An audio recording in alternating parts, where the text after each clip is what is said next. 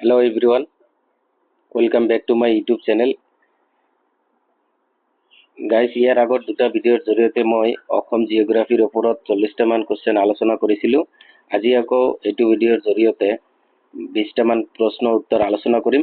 আপোনালোকে ভিডিঅ'টো শেষলৈকে চাব আৰু যদি মোৰ আগৰ ভিডিঅ' দুটা চোৱা নাই তেনেহ'লে আপোনালোকে ডেছক্ৰিপশ্যনত গৈ ভিডিঅ' দুটা চাই ল'ব।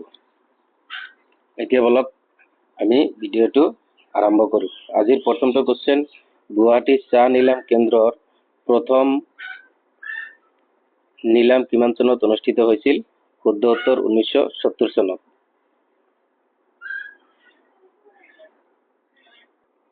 নেক্সট কোৱেশ্চন, তলৰ কোনখন জিলা বিটিআৰৰ অন্তৰ্গত নহয়? শুদ্ধ উত্তৰ বঙাইগাঁও জিলা।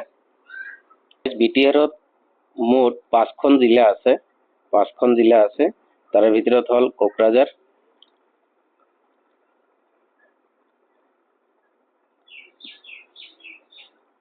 বাক্সা, চিৰাং,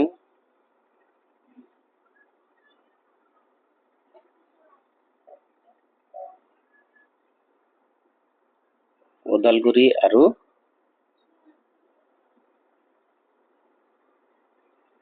তামুলপুৰ। নেক্সট কুৱেশ্চন, আমচাং বন্যপ্ৰাণী অভয়াৰণ্য অসমৰ কোন জিলাত অৱস্থিত? শুদ্ধ উত্তৰ কামৰূপ মহানগৰ। আমচাং বন্যপ্ৰাণী অভয়াৰণ্য গুৱাহাটীৰ পূব দিশত কামৰূপ মহানগৰ জিলাত অৱস্থিত। নেক্সট কুৱেশ্চন, তলৰ কোনখন নদী ব্ৰহ্মপুত্ৰৰ উত্তৰ পাৰৰ উপনদী? ডিক্ৰং নদীৰ উৎপত্তি অৰুণাচল প্ৰদেশত আৰু ই উত্তৰ পাৰে বৈ আহি সোৱণশিৰি নদীত মিলিত হৈছে। নেক্সট কুৱেশ্চন, অসমৰ মুঠ মাটিৰ আয়তন কিমান? অৰ্থাৎ অসমৰ মুঠ মাটিকালি কিমান? ৭৮,৪৩৮ বৰ্গ কিলোমিটাৰ। অসমৰ ভৌগোলিক আয়তন ৭৮,৪৩৮ বৰ্গ কিলোমিটাৰ।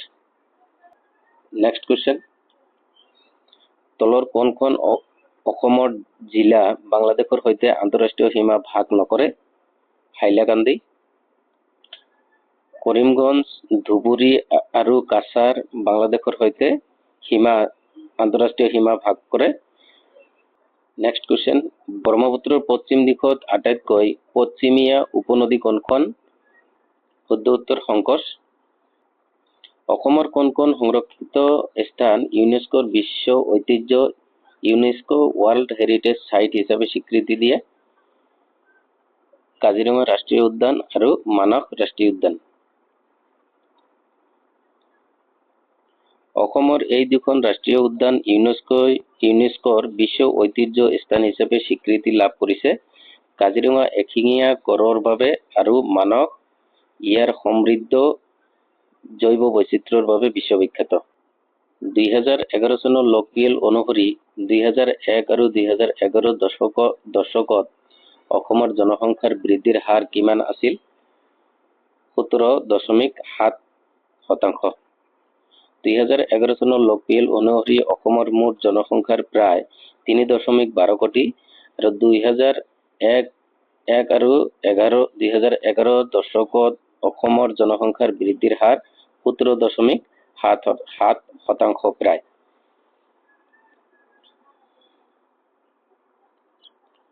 নেক্সট কুৱেশ্চন, লিংগৰ অনুপাত ভিত্তিত ভাৰতৰ ৰাজ্যসমূহৰ ভিতৰত অসমৰ স্থান কিমান? 16তম। NEHF 2019-2020 অনুসৰি অসমত প্ৰতি 1000 জন পুৰুষৰ বিপৰীতে 1017 জন মহিলা আছে। এইদৰে লিংগৰ অনুপাতৰ ক্ষেত্ৰত অসমৰ স্থান 16তম।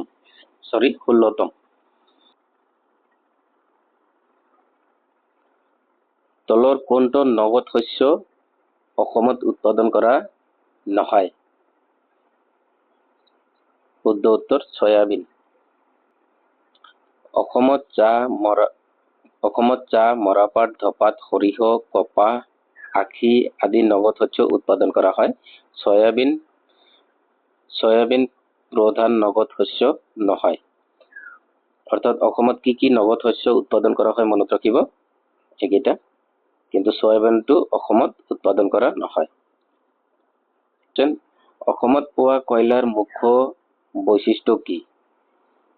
অধিক সালফাৰ থাকে।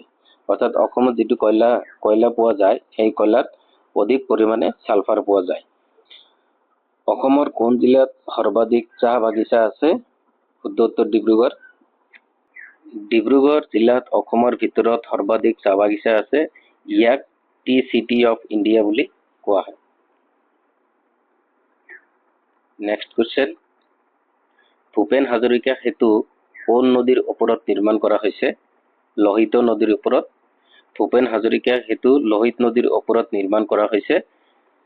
লোহিত ব্ৰহ্মপুত্ৰৰ অন্যতম বৃহৎ উপনদী। সমুদ্ৰৰ পৃষ্ঠৰ পৰা অসমৰ গড় উচ্চতা কিমান? ৭৯.৫ মিটাৰ। নেক্সট কুৱেশ্যন, ভাৰতৰ আটাইতকৈ পুৰণি তেল শোধনাগাৰ কোনটি? ডিগবৈ শোধনাগাৰ। ডিগবৈ শোধনাগাৰ 1901 চনত আৰম্ভ হৈছিল। ই ভাৰতৰ আটাইতকৈ পুৰণি চলি থকা তেল শোধনাগাৰ। নেক্সট কুৱেশ্যন, অসমৰ উষ্ণমণ্ডলীয় বৰ্ষাৰণ্য কোনটো? দিহিং পাটকাই বৰ্ষাৰণ্য। দিহিং পাটকাই অসমৰ বিখ্যাত বৰ্ষাৰণ্য। ইয়াক অসমৰ আমাজন অফ ইষ্ট বুলিও কোৱা হয়। অসমৰ কোন জিলাৰ সাক্ষৰতাৰ হাৰ আটাইতকৈ কম? ধুবুৰী জিলা। 2011 চনৰ লোকপিয়ল অনুসৰি ধুবুৰী জিলাৰ সাক্ষৰতাৰ হাৰ সৰ্বনিম্ন 58.34%। অসমত কোন প্ৰকাৰৰ ধানৰ উৎপাদন আৰু খেতিৰ এলেকা সৰ্বাধিক? শালি ধান। অসমৰ ভিতৰত শালি ধান সৰ্বাধিক উৎপাদিত আৰু সৰ্বাধিক এলেকাত খেতি কৰা ধান। নেক্সট কুৱেশ্যন, তলৰ কোনবোৰ অসমৰ ভৌগোলিক সূচক লাভ কৰা সামগ্ৰী অৰ্থাৎ GI টেগ? শুদ্ধ উত্তৰ হ'ব মুগা, ৰেচম আৰু গামোচা। অসমৰ মুগা, ৰেচম আৰু গামোচা ভৌগোলিক সূচক GI টেগ লাভ কৰিছে। এই দুয়োটা অসমৰ ঐতিহ্য আৰু সাংস্কৃতিক পৰিচয়ৰ গুৰুত্বপূৰ্ণ প্ৰতীক। আজিৰ ভিডিঅ'টো ইমানেই সামৰিছোঁ। পুনৰ লগ পাম অন্য এটি ভিডিঅ'টো শেষলৈকে চোৱাৰ বাবে ধন্যবাদ।